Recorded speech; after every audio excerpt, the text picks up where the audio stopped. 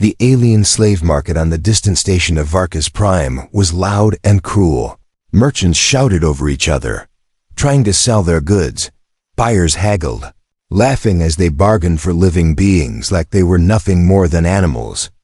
Cages lined the central plaza, each holding a different alien from some corner of the galaxy.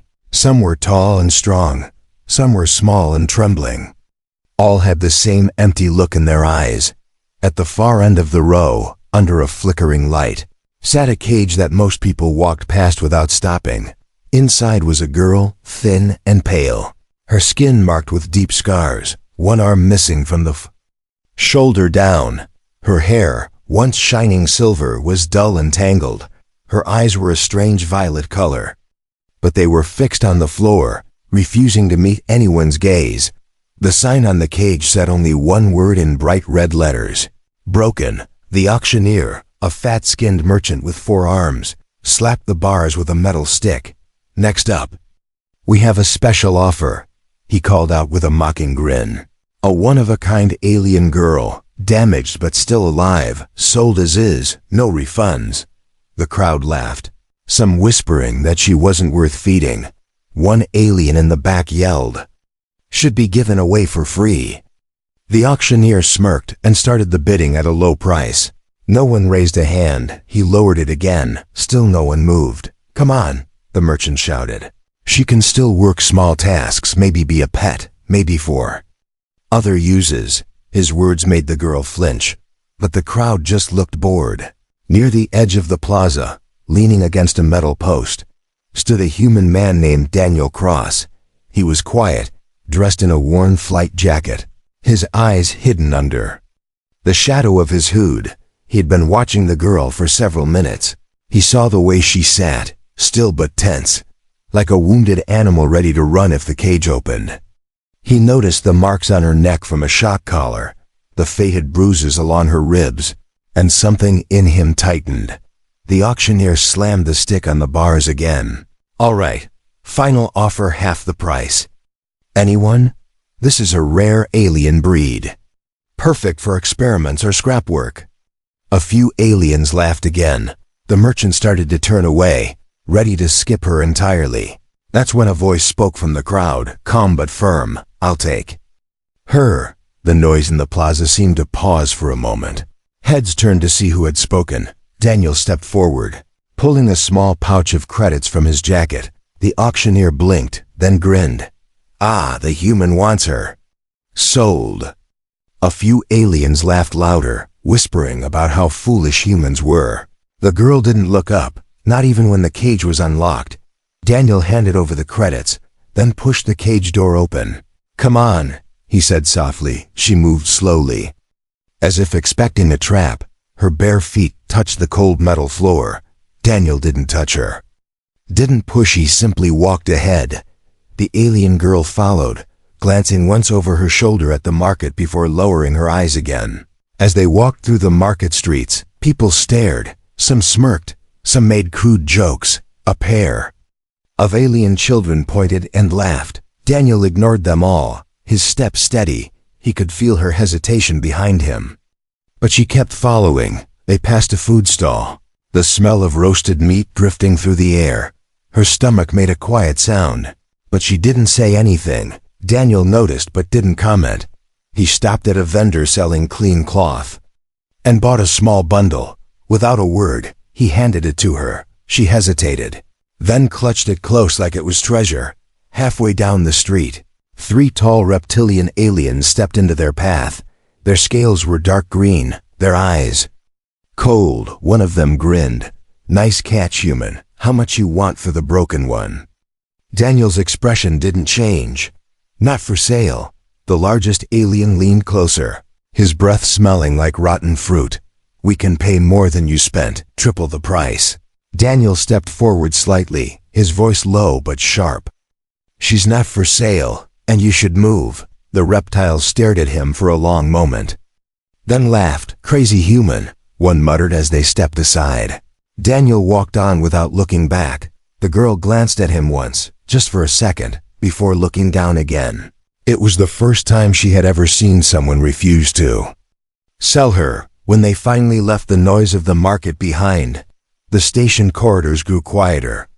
The air smelled less of smoke and more of recycled metal. Daniel led the way toward the docking bay. The girl followed, still silent. But something in her steps had changed. She didn't know why yet, but for the first time in years, she felt a faint, strange spark inside her. The docking bay of Varka's Prime was dim and filled with the deep hum of engines. Cargo loaders rolled past, carrying crates marked with alien symbols. A few mechanics glanced up when Daniel entered, leading the alien girl behind him. She kept her head low, walking a few steps behind, clutching the bundle of cloth he had given her. Her bare feet made no sound on the metal floor. Daniel's ship, the Wayfarer, sat in the corner of the bay. A small freighter patched with different plates of metal. It wasn't pretty, but it was sturdy, and it was his home. He stopped at the ramp and turned to her. "You can go inside," he said softly. She froze, her violet eyes flicking from him to the open ramp like she wasn't sure if it was a trap. Daniel didn't rush her. He just stepped aside and let her make the choice. After a moment, she moved forward, each step hesitant. Inside, the ship was warm compared to the cold air of the station. The smell of oil and metal mixed with the faint scent of brewed coffee. There were shelves lined with tools, a small table bolted to the floor, and 2 chairs. It wasn't grand, but it was clean. She stood near the door, glancing around like she was waiting for someone to shout at her. Daniel walked past her to the control panel and tapped a few buttons. The ramp lifted, sealing them in. The sound of the engines powering up filled the air. The girl's shoulders tensed. Daniel noticed but didn't comment. "Sit," he said, nodding toward the table. She obeyed slowly. Clutching the cloth bundle in her lap, Daniel moved to the small storage cabinet and pulled out a sealed pack of food. He set it in front of her and opened it, revealing warm bread and a small piece of dried meat. "Eat," he said. She stared at it for a moment before picking it up carefully. Her hands shook slightly as she took the first bite. The taste must have surprised her because her chewing slowed. She hadn't eaten real food in a long time. Daniel leaned back in his chair, watching her quietly. He didn't ask questions yet. The engines hummed louder as the ship detached from the docking clamps. Through the small window, the alien lights of the station began to fade, replaced by the black stretch of space. After a while, he spoke. "What's your name?" She hesitated, still holding the bread. "Lyra," she said in a voice so soft it was almost lost under the sound of the ship. Daniel nodded. "I'm Daniel," he replied. She didn't say anything more. They sat in silence for a while. Daniel wasn't in a hurry. He knew trust took time. But outside the ship, in the darkness of space, trouble was already following them. Hours later, the ship's autopilot kept them on course through the trade lanes. Daniel checked the navigation before walking to the back of the ship. Lyra followed him with her eyes but didn't move. In the small workshop area, he started working on a broken panel. The sound of his tools echoed softly through the cabin. He hummed a slow, old tune, one from Earth that no alien would recognize. Lyra listened without meaning to. It wasn't like the sharp, angry voices she was used to. It was calm, steady. She found herself relaxing slightly, even if she didn't understand why later. Daniel returned to the table and poured her a cup of warm tea. She took it in both hands, the heat soaking into her fingers. "Where were you before the market?" he asked quietly. Her eyes dropped to the cup. "Different places," she murmured. Daniel didn't push for details. He could tell her past wasn't something she wanted to share yet. When the ship crossed into a quieter sector, Daniel decided to make a stop. He needed supplies and maybe a few tools that could help Lyra too. He set the ship down on a small outpost orbiting a frozen moon. The landing was smooth, the engines cutting off with a deep sigh as they walked down the ramp. Lyra kept close behind him. The outpost was quieter than the market, but the people here still stared. Daniel ignored them and led her into a narrow alley between 2 metal buildings. A trader sold spare parts from a stall. Daniel picked up a few items and paid without Haggling when they turned to leave, a shadow blocked their way. 3 aliens stood there, different from the reptilian ones before. Tall, thin, with pale blue skin and sharp teeth, their leader smiled without warmth. "Human," he said, "I hear you picked up something that belongs to others." Daniel's jaw tightened. "Not yours," he said simply. The alien's smile widened. "Oh, everything broken ends up with us eventually," he replied, taking a step forward. Lyra froze, her breath catching. Daniel stepped slightly in front of her. "You're in my way," he said calmly. The alien tilted his head, then laughed softly. "Not for long," he whispered, but Daniel didn't back away. His voice stayed steady, his eyes locked on the alien leader. For a moment, no one moved. Then the leader made a small gesture, and his group stepped aside. "Enjoy your little toy while you can," he said, walking away. Daniel didn't answer. He simply took Lyra's hand, not roughly, but firmly enough to guide her. They walked back to the ship without looking back. When the ramp closed behind them, Lyra sat down, still holding the bundle of cloth. Her mind was full of questions she didn't dare ask. But one thing was certain. This human wasn't like the others she had known. The Wayfarer drifted quietly through the dark stretch of space, its engines running on low power. Daniel sat in the pilot's seat, hands resting lightly on the controls. Behind him, Lyra sat at the small table, her violet eyes scanning the cabin without moving her head much. She was still holding the bundle of cloth he had bought for her at the market, as if it was the only thing she owned. The hum of the ship was steady, a sound that filled the silence. Between them, Daniel didn't try to force conversation. He knew that sometimes silence was safer than words. But he also knew that trust didn't grow on its own. It had to be built, piece by piece. He stood and walked to the small workshop area at the back of the ship. Lyra's gaze followed him, though she tried not to make it obvious. Daniel picked up a broken air filter and began taking it apart. His hands moved with practiced skill, every motion precise. After a while, he looked over his shoulder. "Ever fixed one of these?" he asked. Lyra blinked, caught off guard. Her lips parted, but for a moment, no sound came out. Finally, she said quietly, "I used to fix different things." Daniel nodded. "Same idea," he said. "Want to try?" She hesitated. The thought of touching something valuable made her stomach tighten. In her past, breaking something meant punishment. But Daniel's voice wasn't sharp or mocking. It was calm, steady, inviting. Slowly, she stood and walked toward him. He stepped aside, giving her space at the workbench. Her fingers touched the tools like they were old friends. She studied the filter for a moment, then began working. Her movements were slow at first, cautious, but soon her hands found a rhythm. The filter came apart neatly, each piece set carefully on the table. Daniel leaned against the wall, watching without interfering. "You're good," he said after a while. Lyra froze for a moment, then glanced at him quickly. No one had told her that in years, maybe never. She looked back down at the pieces, hiding the faint curve of her lips. By the time she finished cleaning and reassembling the filter, her shoulders were less tense. Daniel took the piece from her hands, checked it, and gave a small approving nod.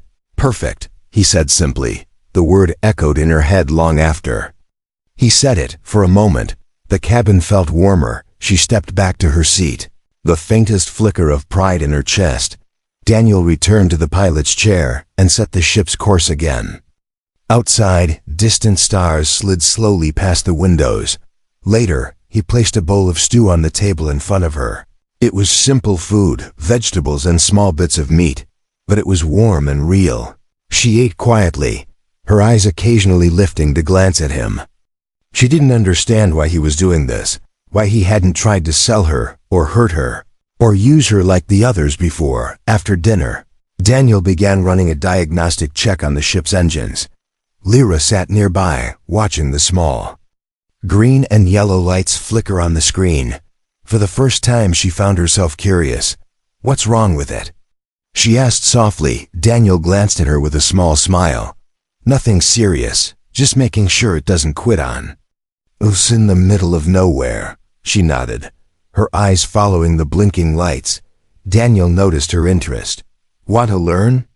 He asked. She hesitated, then nodded again, and for the next hour, he explained the basics, not in a rushed, impatient tone, but in a way she could understand. When they finished, she realized she had been talking more than she had in weeks. Only short questions and answers, but still more than silence. Daniel didn't point it out. He just let it happen. The quiet moment was broken by a sharp beeping sound from the ship's console. Daniel stood quickly, checking the display. His brow furrowed. Trouble, he murmured. Lyra tensed. What is it? Ship following us, he said. Small, fast, not on any trade route. Her pulse quickened. She knew what that meant. Bounty hunters. Her hands tightened around the edge of the table. They're here for me, she whispered. Daniel glanced at her. Not if I can help it, he said, his voice steady. He adjusted the ship's course, pushing the engines harder. The hum grew louder, vibrating through the walls. Through the small rear camera feed, they saw the pursuing ship, a sleek black craft with no markings. It was closing the distance. Daniel's eyes narrowed. Hold on, he said, flipping a series of switches. The Wayfarer dove toward a nearby asteroid field, weaving between massive rocks. The pursuing ship followed. Lyra gripped the table, every muscle tense. Daniel's hands moved over the controls with calm precision. They skimmed dangerously close to an asteroid surface, the hull groaning. A sudden burst of debris from a collision filled the space behind them. The pursuing ship slowed, avoiding the rocks, giving them a small lead. Daniel used the moment to slip behind a larger asteroid, cutting power to go dark. The pursuing ship scanned the area, but with the Wayfarer hidden in the asteroid's shadow, it eventually drifted away. The cabin was quiet again, except for the faint hum of life support systems. Lyra exhaled slowly, realizing she had been holding her breath. Daniel glanced back at her. See? Still here, he said. She looked at him for a long moment, her violet eyes searching his face. For the first time, she believed he meant it when he said he wasn't going to let them take her. Asterisk. The asteroid field faded behind them. The Wayfarer moved into open space again, engines steady but running low after the sudden escape. Daniel sat in the pilot's seat, checking the ship's readouts carefully. Beside him, Lyra sat in silence, her eyes still carrying the tension from the chase. He glanced at her. They might come back, he said. We need to make sure the ship can outrun them next time. She looked at the console, the blinking lights reflecting in her violet eyes. Her voice was hesitant. The left thruster. It's not balanced. Daniel raised an eyebrow. You can tell that just from sitting here? She nodded slowly. It shakes at low speed. Daniel leaned back, studying her. You used to work with ships? Not ships like this, she admitted, but machines, engines, systems. I learned. Daniel stood, motioning for her to follow him to the engine room. The back of the Wayfarer was warm and smelled faintly of fuel. Pipes ran along the ceiling, some patched with metal plates from past repairs. The left thrusters maintenance panel hung half open. Daniel crouched beside it, tools in hand. Show me, he said, stepping back. Lyra hesitated at first, then knelt beside the panel. Her hands moved with a strange mix of caution and confidence. She checked the connections, listened to the faint hum, and adjusted a set of wires. Daniel watched quietly as she tightened a bolt and resealed the coolant line. When she was done, she stepped back without looking at him. Try it now, she said. Daniel powered the thruster. The vibration that had been there for weeks was gone.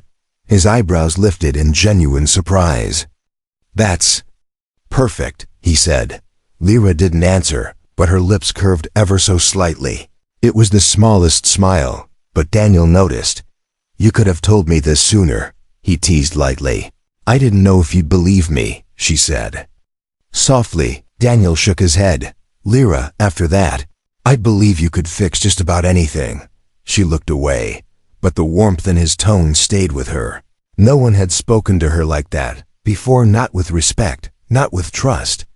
It felt different. Later, Daniel set the ship to autopilot and pulled out a small mechanical device from a storage box.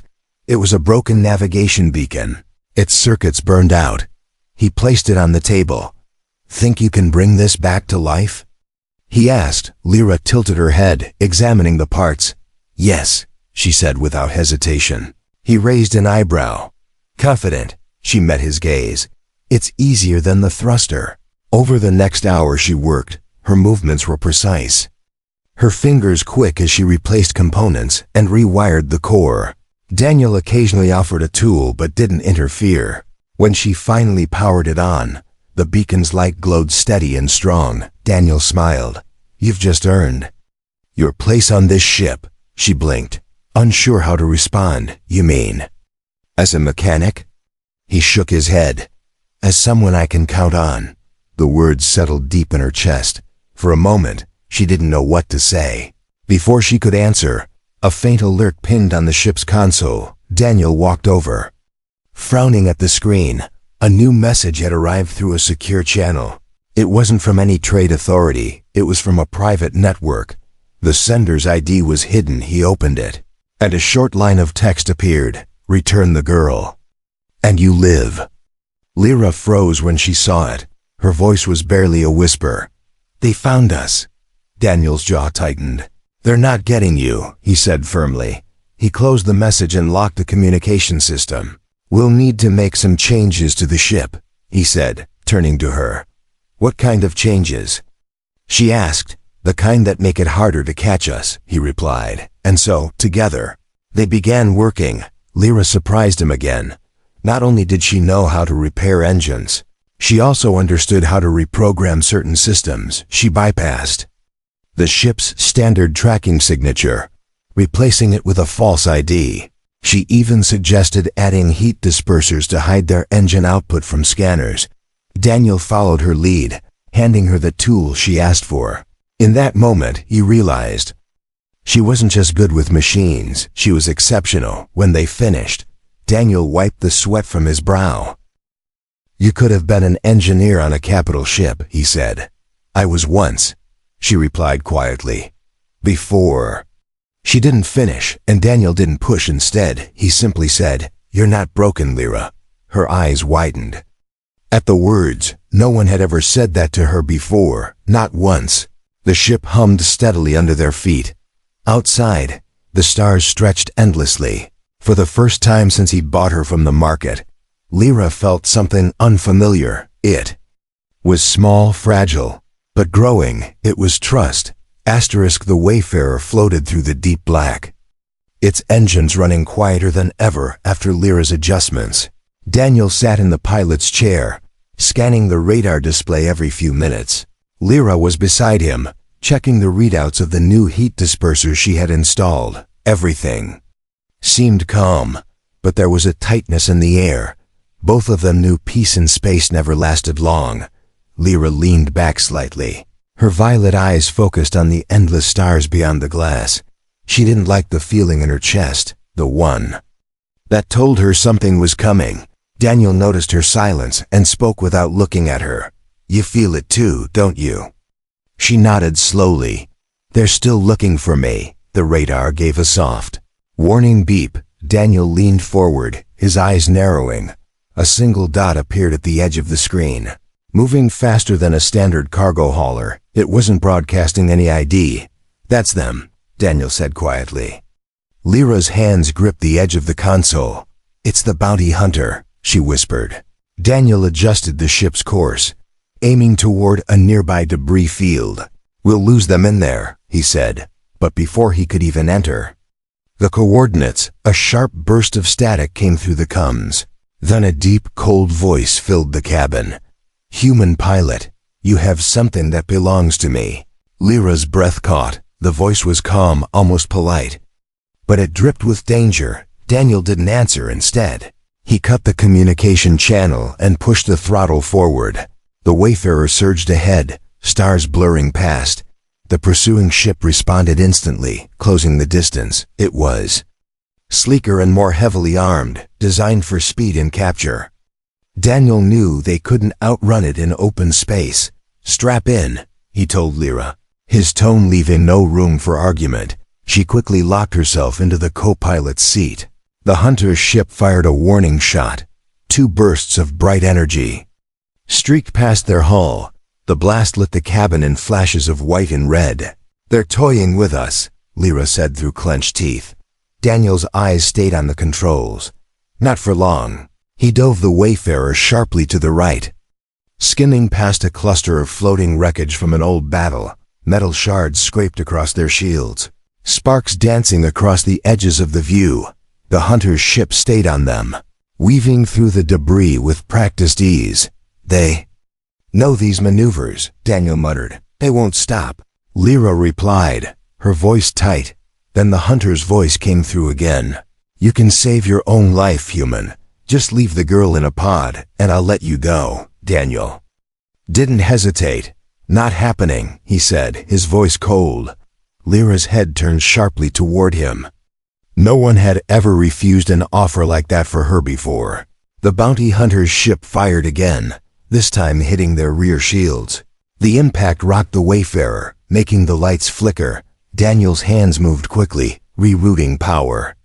To reinforce the shields, Lyra watched his focus, the way he didn't even glance at her to second-guess his decision. "We can't keep taking hits," she said urgently. Daniel gave a short nod. "Then we stop running." Before she could ask what he meant, he pulled a lever that cut the engines entirely. The Wayfarer drifted into the shadow of a massive, broken freighter floating in the debris field. The hunter's ship slowed, scanning for them. Daniel grabbed a small control stick near his seat and tapped the side panel. Hidden compartments on the Wayfarer opened, revealing old but functional magnetic harpoons. Lyra's eyes widened. "You have weapons?" "Not good ones," Daniel said, "but they'll do." As the hunter's ship drifted closer, Daniel fired one of the harpoons. It slammed into the side of the enemy vessel with a heavy clang. The magnetic lock engaged. Lyra's eyes lit with sudden understanding.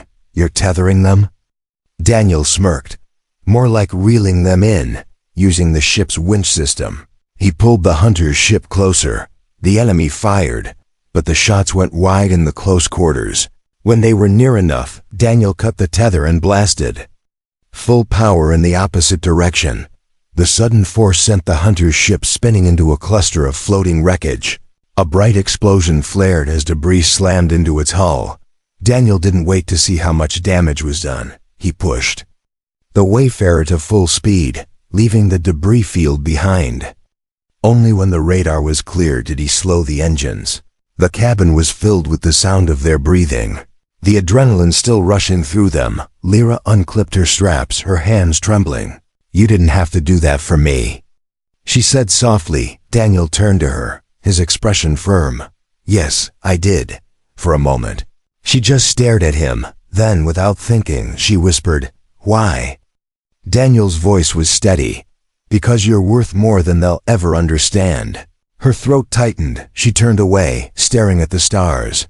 She didn't want him to see the look in her eyes, but inside, something was changing. For the first time in years, she felt safe, not because she was hidden, but because someone had chosen to protect her. The Wayfarer moved through silent space, the hum of its engines steady again. Daniel sat at the controls, his focus fixed on the radar. Lyra sat beside him, her hands clasped together in her lap. Neither spoke for a while, both still thinking about the close call in the debris field. After a long silence, Daniel spoke. "They'll come after us again." Lyra's gaze stayed on the stars outside. "Then we keep running?" Daniel shook his head slightly. "Not always, sometimes. We fight." Before she could ask what he meant, the radar beeped again. Her eyes snapped to the display. Another ship was approaching fast. Daniel cursed under his breath and began plotting a course change. But this time, the incoming vessel didn't hesitate. It fired the moment it came into range. The Wayfarer shook violently as the blast hit the side. Sparks flew from a panel near the ceiling. Daniel grabbed the controls, steering hard to the left to avoid a second shot. Lyra gripped her seat, her heart pounding. through the forward glass. She caught sight of the attacker, sleek, black, with a sharp, predatory shape. She recognized it instantly. "It's the bounty hunter," she whispered. Another hit slammed into the hull. Daniel pulled hard on the controls, weaving through a narrow path between two jagged asteroids. The hunter followed, each shot getting closer. Then a bright beam struck near the engine core. The ship jolted hard, throwing Daniel sideways against the console. Lyra gasped. He caught himself, but blood was already trickling from his forehead. Daniel's breathing quickened, his left arm gripping the controls while his right side hung limp. "You're hurt," she said, her voice tight. "Not important," he replied. "We need to lose them." She could see the pain in his face, the way his jaw clenched with every movement. Another blast rocked the Wayfarer, and this time Daniel nearly slipped from the seat. Lyra's heart hammered in her chest. She knew the bounty hunter wanted her. If she stayed, Daniel might die trying. "To protect her, take the emergency pod," Daniel said between breaths. "You can get away while I keep them busy." She stared at him, her voice sharp with disbelief. "You want me to leave you?" He met her gaze. "If it means you live, yes." Her mind raced. Every instinct from her past told her to run, to survive alone. That was how she had lived all these years. But when she looked at him injured, still fighting to keep the ship steady, something inside her twisted. She couldn't do it. Not to him. "No," she said firmly. Before Daniel could argue, she unstrapped herself and ran toward the engine room. She remembered the ship's systems, the maintenance routes, and the emergency defense overrides Daniel had shown her. She moved quickly, opening a side panel and rerouting power from non-essential systems to the rear shield generators. The hum of the engines deepened as she pushed the thrusters to full output. Back in the cockpit, the hunter's ship fired again. But this time, the blast struck reinforced shields. Daniel glanced at the readouts and realized what she'd done. A small, pained smile touched his lips. Lyra returned to the cockpit, sliding into the co-pilot's seat. "Set a course for the gravity well," she said, pointing to the navigation map. Daniel hesitated. "It's dangerous. They won't follow us through it," she replied with certainty. The gravity well was a swirling zone of space where the pull of a collapsed star warped everything around it. Navigating it was risky, even for skilled pilots, but Lyra had seen Daniel's reflexes. She believed they could make it, with one hand gripping the controls. Daniel steered toward the coordinates she'd given. The hunter's ship stayed close, firing repeatedly. The Wayfarer's shields dimmed but held as they neared the edge of the gravity well. The stars out seemed to bend and twist. Debris floated in strange patterns.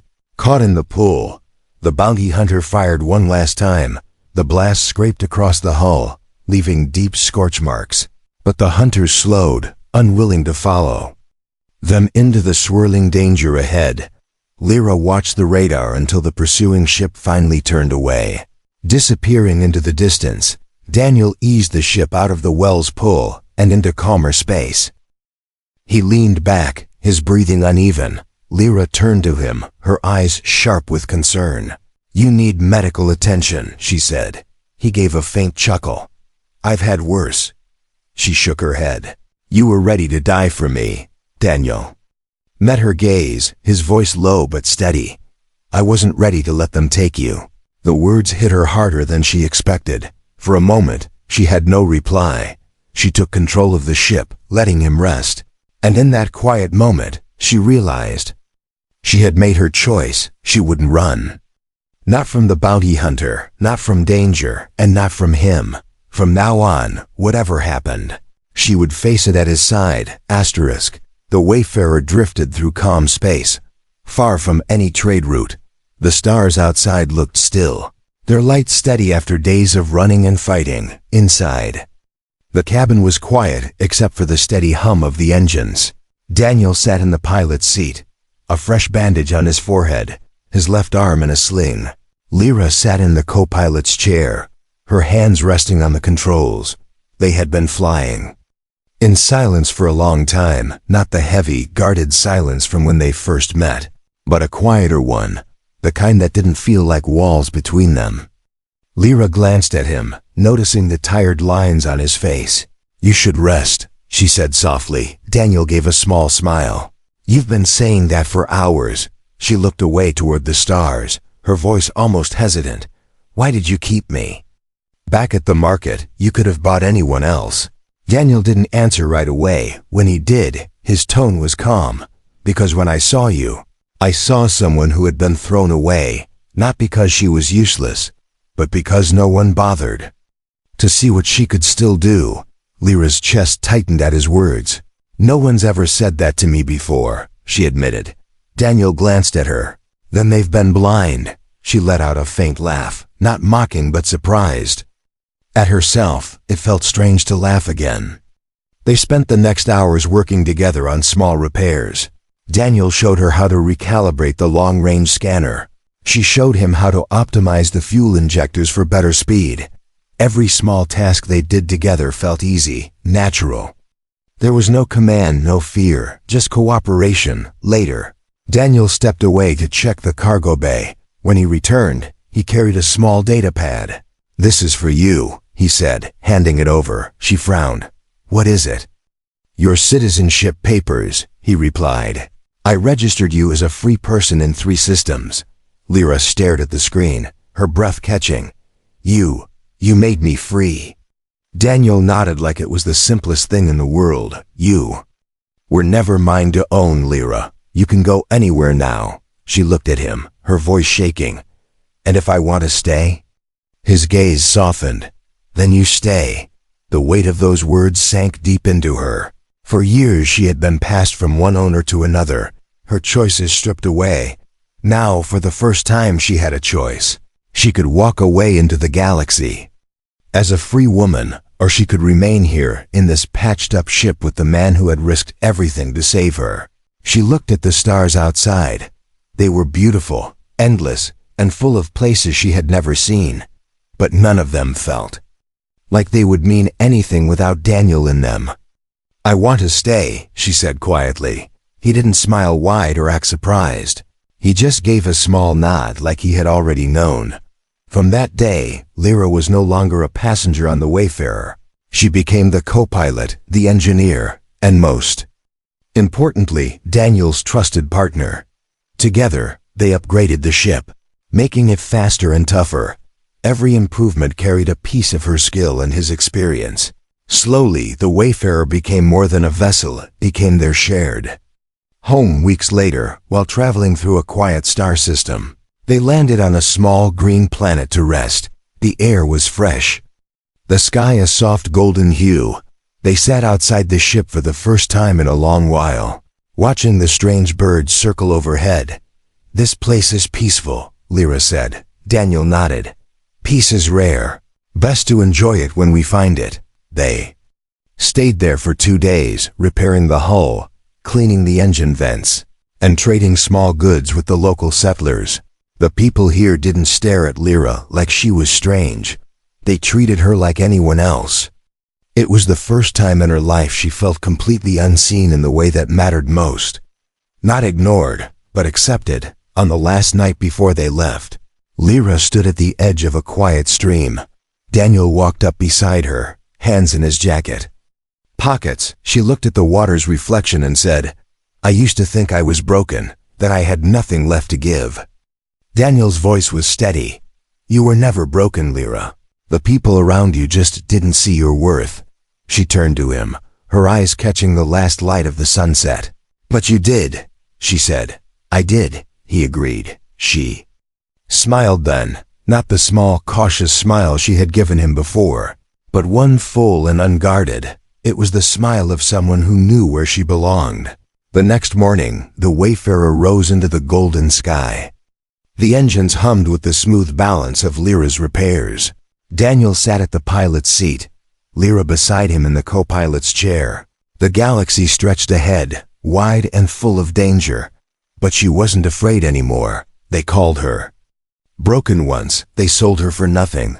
But one human had seen her true worth. And now, every star they passed was proof that he had been right all along.